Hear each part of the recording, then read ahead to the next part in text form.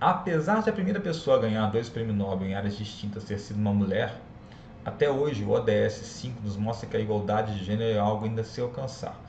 Em 1903, o casal Marie e Pierre Curie foi laureado com o Prêmio Nobel de Física por suas pesquisas com radioatividade, termo criado por eles, devido à descoberta dos elementos rádio e polônio. Aqui só um parênteses, o termo foi cunhado por eles, pelo que se registra, só que quem descobriu de fato o fenômeno foi Becquerel. Tá? Então existe essa confusão às vezes de falar quem descobriu foi Becquerel. Acho que o termo foi criado por Marie e Pierre Curie, mas o fenômeno em si foi por Becquerel. Tá? Devido à descoberta dos elementos rádio e polônio. Além deles, outro casal, Frédéric e Reine Joliot-Curie, que é filha do Pierre e da Marie, também foi laureado com o Prêmio Nobel mais de Química em 1935, um pouquinho depois. De uma maneira sintética, podemos definir o fenômeno científico citado no texto como a ação de... Então, o fenômeno científico é a relatividade, né? Ação de núcleos instáveis, os quais emitem partículas e radiação eletromagnética. Não, isso aqui está legal, porque se o núcleo está estável, ele vai se mexer, vai se desintegrar? Não. Então, assim, só vou ter desintegração radioativa se tiver um núcleo instável. Faz sentido. Então, e emite partícula, alfa, beta ou radiação gama. Para mim, a letragem está certa.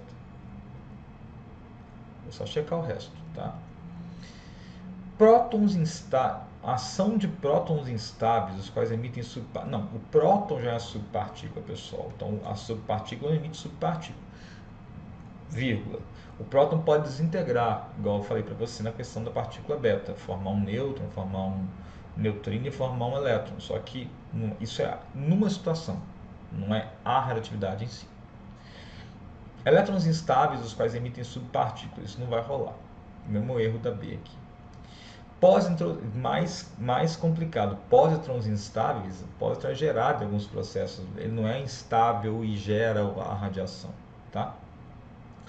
Nêutrons instáveis também não é um grande problema. A questão é que o núcleo que tem muito próton e nêutron, tem uma massa muito grande, ele fica instável. Fala que é igual um ônibus lotado. Então, se tem um ônibus lotado que a gente tem na porta, é comum alguém ser jogado para fora do ônibus. É tipo um átomo muito grande, tá? Ou que tem mais nêutron e próton do que o proposto para ele.